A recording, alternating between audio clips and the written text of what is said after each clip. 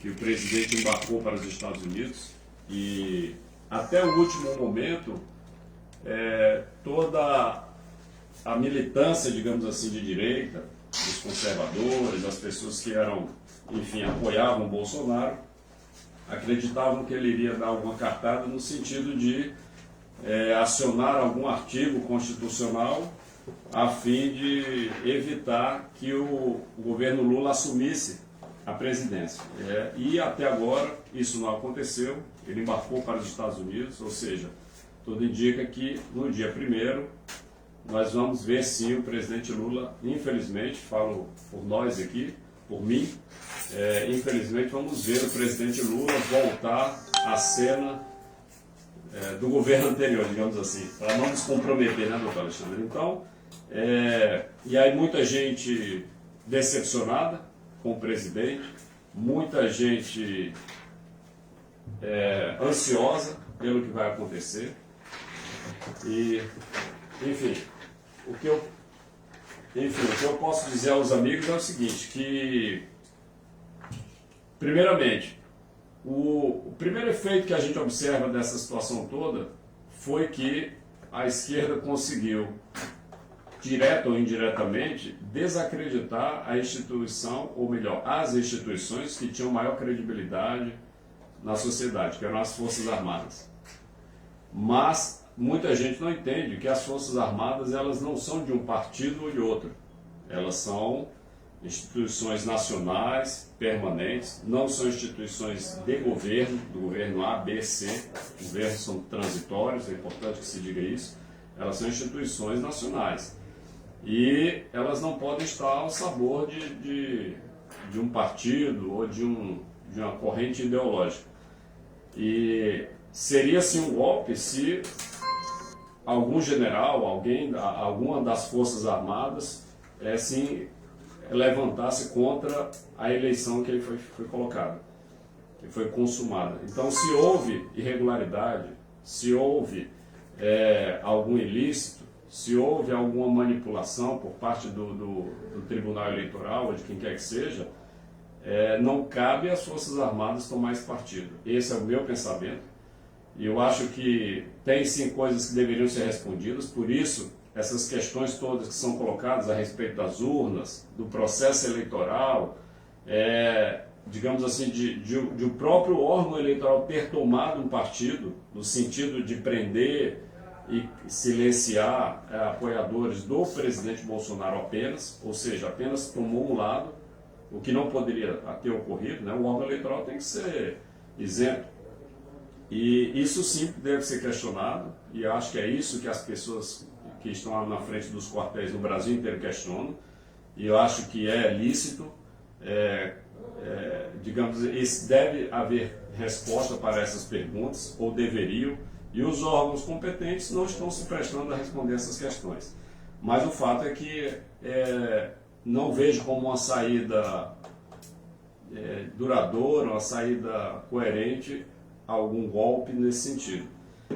Então nós temos que avaliar essas questões, levantar a cabeça, seguir unidos, mobilizados, porque realmente daqui para frente, como eu vi aí no meme nas redes sociais, daqui para frente é só para trás, em relação ao governo federal, né? Daqui para frente é marcha ré, em todos os aspectos. E a tendência é que a direita seja calada, os conservadores sejam calados, isso vem ocorrendo aí nos últimos 2 anos, principalmente no último ano, com a prisão de jornalistas, né, o exílio, digamos assim, de alguns, como é o caso do Alan dos Santos, que tinha o Terça Livre, que tinha mais de 1 milhão de assinantes, e ele foi obrigado a ir para os Estados Unidos para não ser preso. E está lá até hoje, há 2 anos, longe da sua família, inclusive com uma filha que tem necessidades especiais, uma filha pequena.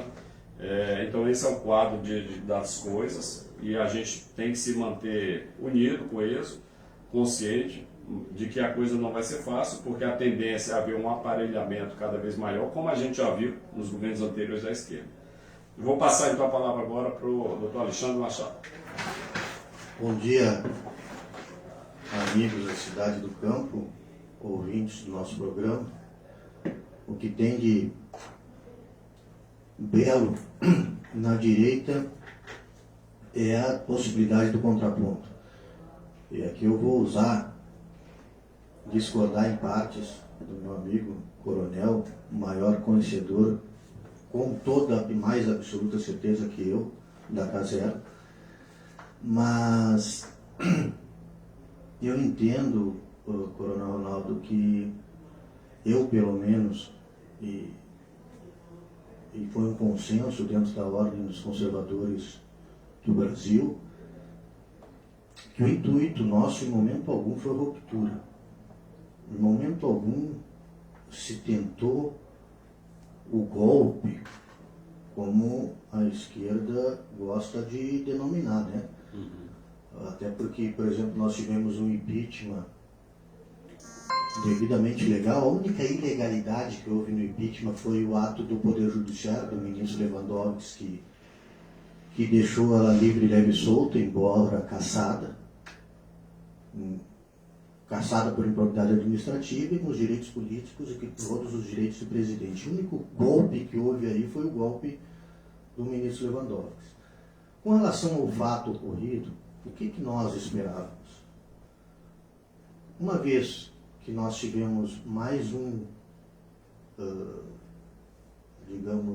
ato antidemocrático com relação ao voto impresso, que é importante que se diga que o parlamento, a quem cabe legislar, já legislou em 2015 a favor do voto impresso.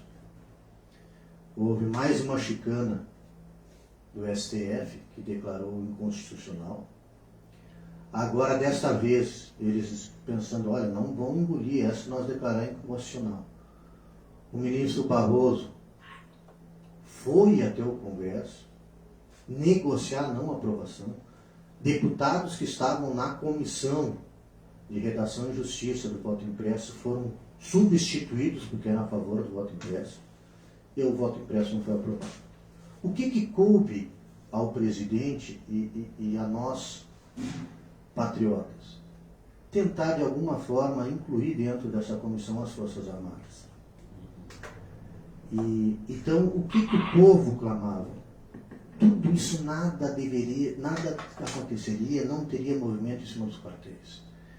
Eu me recordo, e eu comentava ontem com alguns amigos no acampamento, e aqui vem meu reconhecimento, meu abraço, minha admiração, meu respeito a todas essas famílias que estão lá desde o dia 30 de novembro, 31 lá, de forma ordeira, passando sol, passando chuva, uns na cozinha, outros varrendo, outros arrecadando recurso, outros fazendo as manifestações, outros, cada um fazendo o seu papel.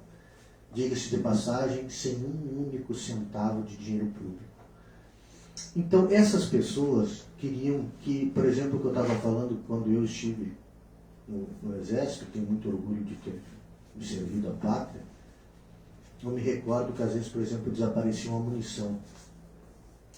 E o comandante dizia assim, ninguém sai do quartel hoje enquanto essa munição não aparecer. Isso me vinha à cabeça em todo momento que em algum momento o Exército, ou melhor, as Forças Armadas iam entrar dentro do TSE e dariam essa mesma ordem. Olha, ninguém sai hoje do TSE enquanto esse código-fonte não aparecer. Por que eu digo isso? Eu não digo isso como uma forma arbitrária. Mas no momento que tu chama para uma comissão de transparência, olha o nome da comissão, Comissão de Transparência da Justiça Eleitoral, o Estado-Maior das Forças Armadas, tu tem que ter no mínimo respeito. Tu jamais pode botar eles ali como um laranja que vai fantasiar uma pseudo-transparência. Então, na minha compreensão, o Estado-Maior das Forças Armadas tinha o direito e a obrigação de ter acesso a esse código-fonte. Por quê? Sob pena deles estarem avalizando uma eleição que estava sob dúvida, que estava sob júdice. Então, ou não se convida para fazer parte, ou se convida para a dita Comissão da Transparência e demonstra. Eu vou falar, sinceramente, se fosse o candidato que está para ser empossado agora, eu ia dizer, eu não ia passar com 4 anos nas minhas costas com essa dúvida. Quer dizer, ele tem certeza, né? Nós temos a dúvida. Mas, de qualquer forma, eu não ia pôr um mandato sob júdice 4 anos por causa do código-fonte. Eu costumo sempre usar essa frase, quem anda a cavalo na verdade não precisa de espora. Então, se ele anda a cavalo na verdade, teria que ser o primeiro, não só um pouquinho. Eu não vou tomar posse enquanto não abrir esse código-fonte e não mostrar que eu venci as eleições. Esclarecer, né? Então, são essas questões que precisavam ser esclarecidas e é isso que o povo brasileiro exigia. E por isso, na minha compreensão, eu estava na frente dos quartéis. Porque eu esperava que o Estado-Maior das Forças Armadas nos trouxesse a transparência ao qual eles foram designados para lá e nós tivéssemos certeza. Eu tenho certeza que se esse código-fonte tivesse aberto e de lá saísse a vitória, com tudo que aconteceu, calar a direita, perseguições políticas, direcionamento da diminuir as inserções na rádio, com tudo, o povo ia aceitar. Entendo. O povo ia respeitar. O que inquieta é exatamente o porquê não ter acesso a esse código-fonte. E aí vão chegar e vão dizer assim, mas se o presidente Bolsonaro, quando venceu as eleições de 2018, ele não ligou para isso, ligou sim. E entregaram o código-fonte para ele zerado. Ou seja, eles resetaram o código-fonte e entregaram para ele, dizendo que infelizmente já tinham apagado. Mas ele exigiu, embora tivesse vencido as eleições, ele exigiu o código-fonte. E aí surgiu aquela historinha lá no interior, acho que de São Paulo, até que ele foi visitar a cidade lá, que eu acho que tinha meia dúzia de habitantes, e que parece que foi o único resquício de fraude que que sobrou daquelas eleições. Então é isso que está se discutindo. É o que de fato ocorreu nas eleições. É como a gente chegar e uma corrida de cavalo, certo? Às vezes, quando a corrida está chegando, então, só a foto consegue revelar qual foi o cavalo que realmente chegou na frente. Era como se a gente chegasse no Grande Prêmio Gentil Carlesso aqui em Alegrete e dissesse assim, venceu o cavalo do seu Newton. Assim, não, mas vamos ver a foto. Não, vocês têm que confiar em mim, não precisa de foto. Mas como? Se tem os equipamentos para tirar a foto, para esclarecer essa dúvida, por que eu não posso ver a foto se ele realmente ganhou? Não. O seu Newton é o chefe do jockey, ele aqui é o comandante aqui, e vocês têm que acreditar nele. Tá, mas então para que a foto? É para pegar bobo. É para dizer que tem, mas se tiver que usar, não vão usar. É mais ou menos nesse sentido que aconteceu essa questão do código-fonte. Eu tenho certeza, nós conservadores, nós somos muito pela legalidade, pela coerência, pela ética, pela razoabilidade. Embora tudo isso tenha sido posto no lixo, se o povo brasileiro mesmo assim o escolheu, nós iríamos respeitar. Alexandre, e eu entendo também o seguinte, que tem uma questão maior por trás disso tudo. O establishment, ou o sistema é cruel, porque a gente tem que aceitar e compreender que houve um sistema todo armado em torno da eleição de Lula. Inclusive, muitos desses que ajudaram a eleger Lula, como ministros da Suprema Corte, como o próprio ministro Alexandre de Moraes, que foi comemorar, depois que Lula ganhou no segundo turno, foi comemorar. Quer dizer, cadê a isonomia, cadê a isenção, a imparcialidade de um ministro que, como se, mal comparando, é como se fosse um árbitro de jogo de futebol. Aí terminou o jogo, ele vai comemorar então com a equipe que ganhou? Não existe, quer dizer, não deveria ser possível de conceber algo assim.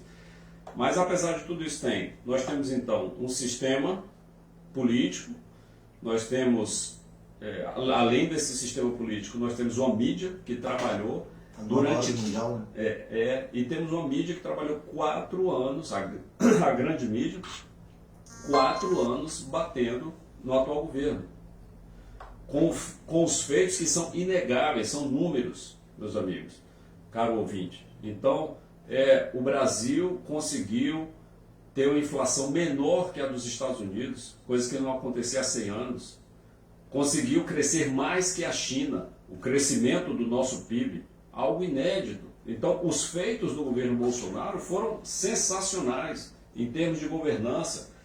Diminuiu a burocracia, diminuiu o número de funcionários públicos, ou seja, ele diminuiu o peso do Estado, porque tudo isso, no final das contas, é o quê? É menos tributo, menos imposto para o cidadão.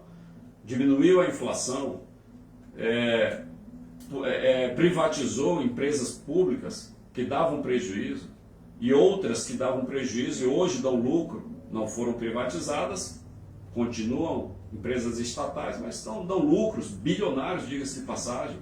Então, o que esse governo entregou, conseguiu fazer em 4 anos, apesar da Covid, que foi uma das maiores catástrofes sanitárias da história da humanidade, né? Apesar da Covid, seguida de uma guerra, também com a seca. Então, com tudo isso, o governo conseguiu fazer algo extraordinário. Isso mostra... Secas em alguns estados e cheias em outros estados, né? Exatamente. Foram juntos, né? Então, foram muitas adversidades que o governo conseguiu vencer, mas teve a mídia contra o tempo todo, se pautando em cima de algumas falas infelizes. Ocorreram sim. O presidente é um homem, então tem suas deficiências também, acho que muito na área da comunicação, mas isso não desmerece de forma nenhuma seus feitos como gestor, como homem público. O governo que não teve caso de corrupção comprovado nenhum, no tempo do governo, na era Lula-petista, era um a cada dia. Bom, a atual equipe que aí está mostra isso. Esses dias estavam mostrando a equipe ministerial, os futuros ministros, cada um com 100 processos, 20, 200, tinham lá com 500 processos na justiça. Então esse é a nova turma que vai governar o Brasil. Esperar o quê? Mas enfim, nós tínhamos mídia, tínhamos o ensino, as universidades públicas em boa medida, que foram tomadas pela esquerda. Nós temos aí políticos, nós temos uma série de sindicatos, boa parte deles. Então é muita gente que deixou de ter benefícios com o atual governo e passou a fazer oposição, inclusive dentro dos órgãos públicos, muitos que foram aparelhados ao longo dos muitos anos de governo petista, né? Então ele nadou contra a correnteza e não conseguiu vencer. Então acho que houve assim o sistema, o processo eleitoral foi desleal, mas enfim, teve muita gente que se foi induzido ao erro, paciência. O fato é que muita gente votou sim, né? Pelo menos até que se prove ao contrário, a maioria dos eleitores votou no PT. Se houve fraude ou não se sabe, mas até onde se sabe, o que se tem hoje é isso, é que a maioria votou no PT. Então, alguns já se mostram arrependidos, como o Armínio Fraga, que defendia, eu sou fora Bozo, essa turma aí do fora Bozo, agora estão pulando fora, estão se dizendo com medinho das propostas econômicas do Haddad. Alguns da Rede Globo já demonstraram preocupação, né? Exato. Por incrível que pareça. Mas, Coronel Ronaldo, é importante agora o encontro disso que está sendo dito. Por enquanto são 37 ministérios. Aí tu pensa assim, bom, pelo menos, já que foi prometido um governo de coalizão, que um próprio comentarista da Jovem Pan de esquerda se mostrou decepcionado, porque praticamente os ministérios foram montados pelo PT, se pensava assim, bom, vamos pelo menos pegar o que tem de bom nessa história. Não foi assim. Para vocês terem noção, o líder do governo na Câmara será José Guimarães, o homem aqui do dólar nas cuecas. Esse é o líder do governo. Jacques Wagner, um dos mais conhecidos aí, governador da Bahia, já teve processos prescritos no STF, por incrível que pareça. Concorre muito a prescrição de políticos. Renan Calheiros é um dos recordistas. O filho do Renan Calheiros, que não preciso dizer, o filho do Jader Barbalho, que não precisa dizer. Aqui no Rio Grande do Sul, com todo o respeito, com toda a divergência política e ideológica, mas por que não pegaram o Henrique Fontana? O Henrique Fontana, pelo menos, ao que se sabe, não tem nada que diga, de macule a imagem dele quanto a processo de corrupção. divergimos enquanto ideologia, com toda certeza. Mas quem foi escolhido no Rio Grande do Sul? Paulo Pimenta. São Borja deve estar empolvorosa. Todo mundo sabe do ocorreu e o golpe que os arrozeiros levaram lá em São Borja, que o seu Paulo Pimenta, até que se prove o contrário, estava por trás. Eu me lembro de um discurso inflamado do Marquesan Júnior na Câmara, que chamou ele de tudo e mais um pouco. E ele sequer foi capaz de levantar e defender, porque não tinha como defender. Paulo Pimenta é dono das maiores empreiteiras, obviamente que através de Laranja, no Rio Grande do Sul, de asfalto. Então, a gente vai vendo, por exemplo, agora reativar a cultura. A cultura voltará a estar a serviço de poucos ricos contra os interesses dos menos favorecidos que precisam de um incentivo para alavancar sua carreira. E quem é que está lá? Margarete Menezes. Deve R$1.400.000 aos cofres públicos. E assim sucessivamente. Todos os ministros, praticamente, com raras exceções, têm algo a dever aos cofres públicos. Aí, um jornalista que tivesse que ser escolhido foi o jornalista da Rede Globo. A maior devedora da União é a Rede Globo. Há quem ouse fazer cálculos, que eu já vi, de que hoje, se a Rede Globo pagasse tudo que deve à União, cada brasileiro receberia R$3.000. Então, são situações que preocupam. Ontem mesmo em Alegrete, os postos de gasolina já estão cobrando R$6 a gasolina aqui em Alegrete. Por quê? O piso, CONFINS e o CID, que incidia sobre combustível, sobre energia elétrica, vai retornar agora no início do ano. E aí, se você me permite, Alexandre, só um parênteses. Tem gente de má fé, nas redes sociais inclusive, o tal do imitador de foca, dizendo que esses impostos vão voltar porque o governo Bolsonaro fez uma espécie de uma armadilha que a isenção do imposto era só até o fim do ano. Isso é mentira, é uma falácia. Na verdade, foi o governo Lula que solicitou o término do fim dessa tributação, ou seja, que volte a tributação de PIS, COFINS, etc. Para quê? Para ele arrecadar mais, né? Para ter mais dinheiro em caixa. Tá?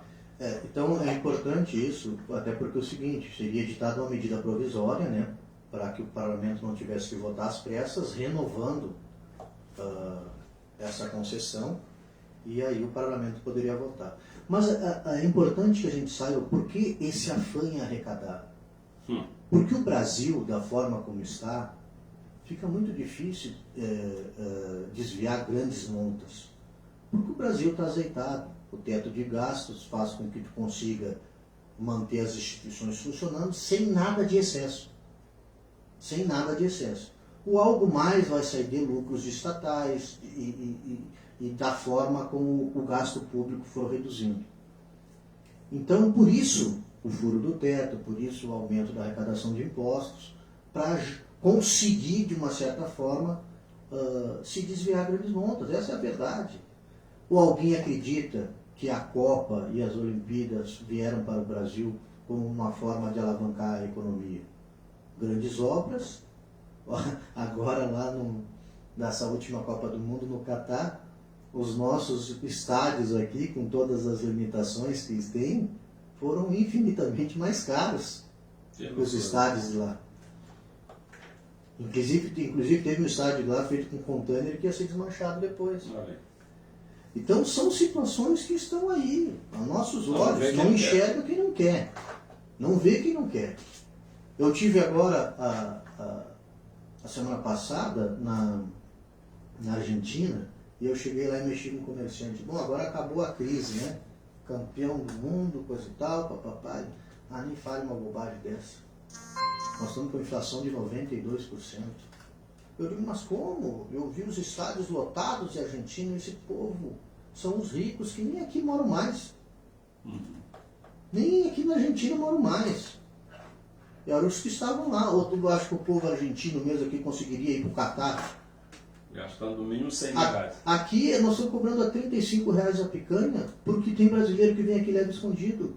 Porque aqui não tem como comer carne. O senhor não viu os vídeos aí? Os próprios manifestantes de esquerda destruindo as churrasqueiras?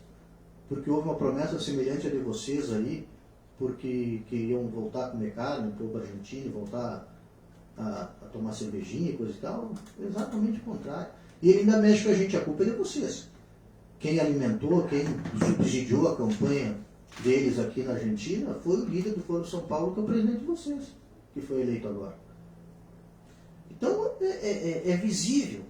Mas é como a gente diz, mesmo com tudo isso, se nos entregasse o código-fonte, nós aceitaríamos o resultado das eleições. Alexandre, você me lembra o livro A Revolução dos Bichos, de George Orwell. Se alguém teve a oportunidade de ler, interessante que ele fala sobre isso, né? É uma historinha que conta mais ou menos como funciona a mente do esquerdista, né? Então, no final das contas, ele diz lá o seguinte, que todos são iguais, mas uns mais iguais que os outros. Ou seja, quem é do clubinho, os companheiros, esses aí vão continuar sendo bem, e cada vez mais. Quem faz parte desse clube dos eleitos aí, quem está na turminha, né? E isso que você falou dos argentinos aconteceu na vizinha Venezuela, né? Onde os ricos... Inclusive o Maduro agora vai vir, né? Então todo o pessoal da alta cúpula do governo, o que eles fizeram quando a crise se instalou em definitivo? Falta de alimento, violência, etc. Mandaram suas famílias para a Espanha, para o Chile, para os Estados Unidos, né? Ou seja, quem pode... Quem está bem, quem está por cima, continua bem. E a grande massa da população continua na miséria, ou cada vez se afunda mais ainda.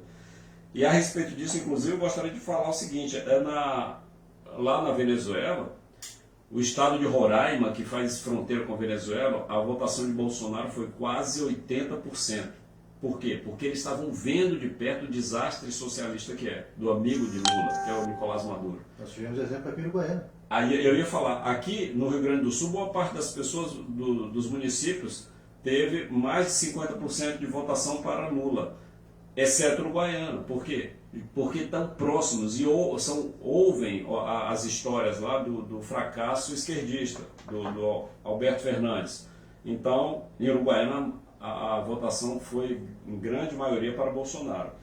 Então, e aí, para surpresa de ninguém, né, você vê como é uma loucura esquerdista, essa semana saiu a notícia do Super Bigode. Ninguém sabe o que é isso. O senhor Nicolás Maduro mandou produzir 3 milhões de bonecos fortões. Isso aí está na minha coluna desse fim de semana do Jornal Expresso Minuano. Mandou produzir e distribuir para as crianças um super-herói que ele criou da cabeça dele, o tal do Super Bigode, que é, na cabeça maluca da esquerda, né? Ele é o homem que vai lutar contra a opressão do governo americano. Então criam essa historinha, né, para ter um inimigo contra quem lutar. E distribuir esses bonecos aí. E junto com essa figura, nós tivemos aqui a eleição do jornalista do ano, que foi do William Bonner, que chegou em plena sabatina eleitoral na Rede Globo, e disse em rede nacional, senhor presidente, o senhor não deve nada à justiça. Então esse cidadão, esse jornalista, que mais parecia um juiz ali, decretando a inocência do Lula, foi eleito o jornalista do ano. E Alexandre de Moraes, o ministro que tem mandado prender as pessoas, a revelia do processo legal, né? Pessoas que não têm foro privilegiado, logo não deveriam ser alvo de prisão, enfim, de qualquer processo por parte do Supremo Tribunal, do STF. Então esse ministro foi escolhido pela revista Isto É como o homem do ano. Então é esse o quadro que está posto aí, né, pessoal? Esse Estado, de certa forma, quase que totalitário. Tivemos essa semana a prisão do humorista, pasme, do humorista Bismarck,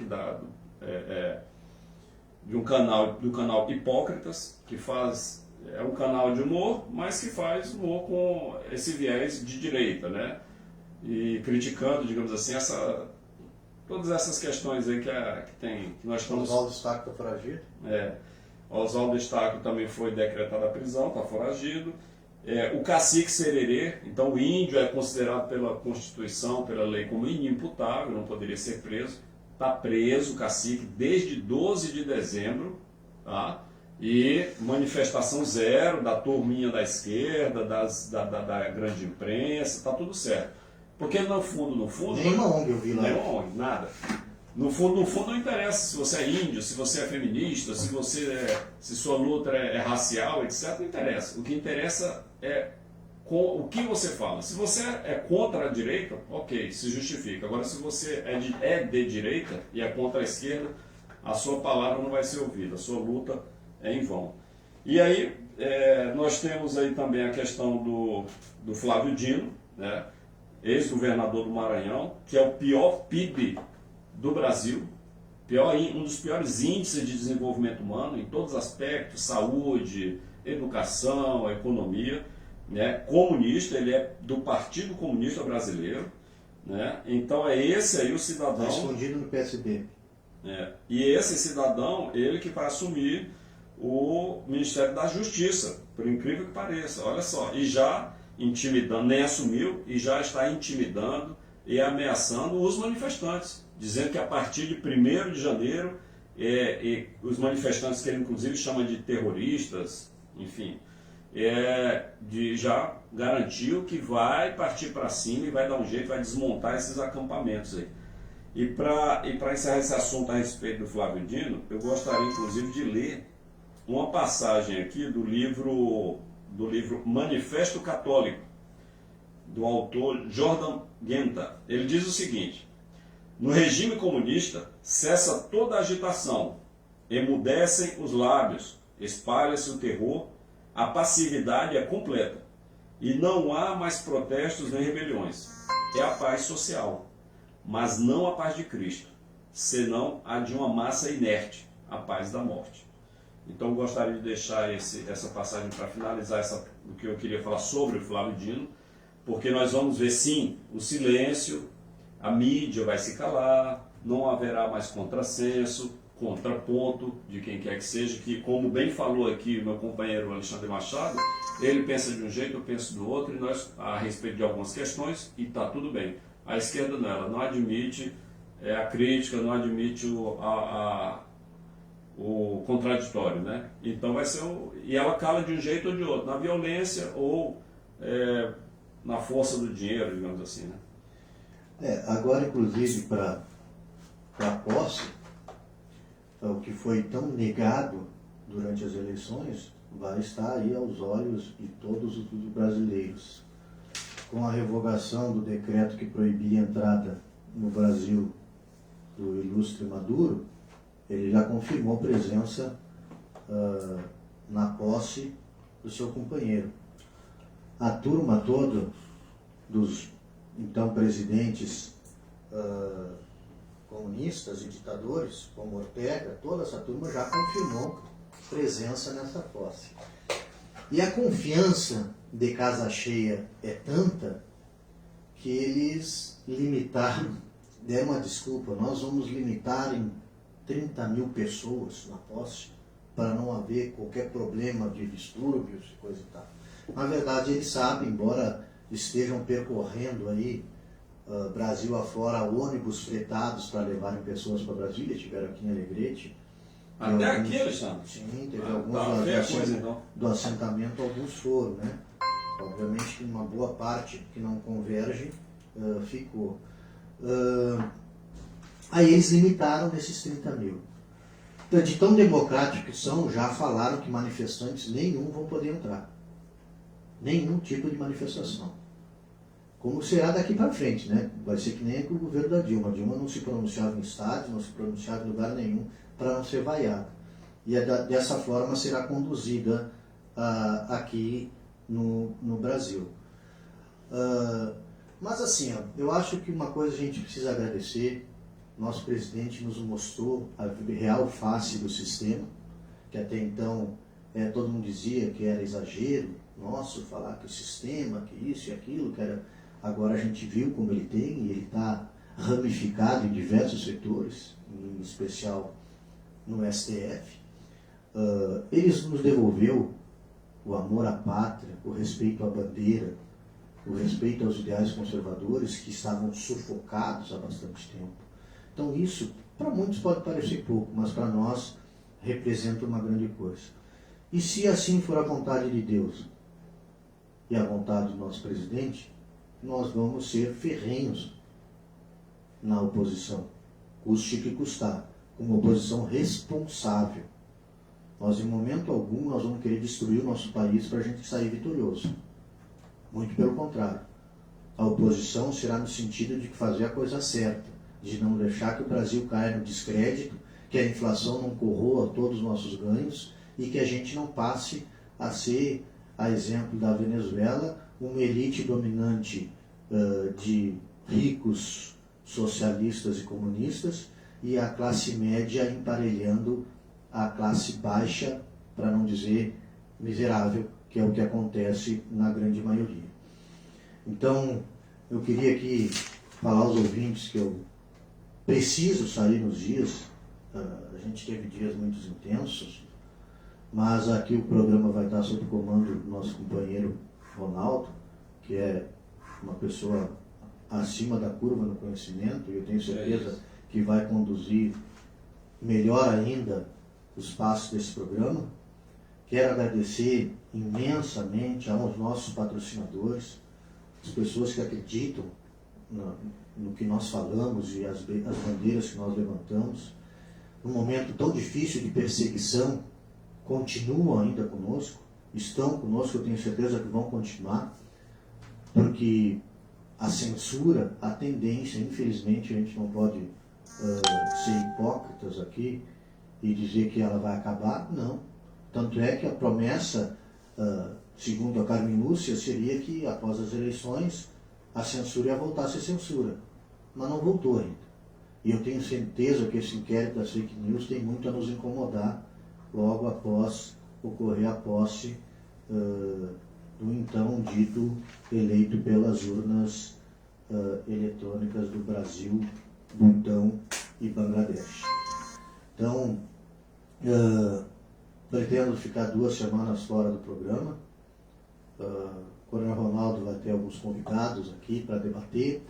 A ideia é que a partir de 2023 a gente fomente mais esse debate, para não ficar nós falando somente a nossa versão, mas a gente trazer convidados, como era o formato do programa, que a gente infelizmente teve que acabar de trazer convidados, porque tudo era crime, tudo é responsabilidade nossa ou da rádio, então a gente tinha muito receio de trazer as pessoas e daqui a pouco a pessoa falar alguma coisa que não devia aqui e nós e a rádio vir a responder.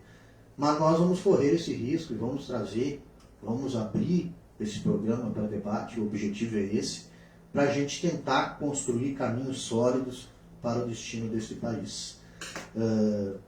Quero imensamente desejar um feliz ano novo a todos brasileiros, em especial nossos ouvintes aqui da região, dizer que Deus Nosso Senhor nos ilumine nossos passos, as nossas falas, que Deus permita que nós saiamos vitoriosos. Quando eu digo saímos vitoriosos, não é das eleições, mas é do convívio, do dia a dia, dessa luta incessante por liberdade.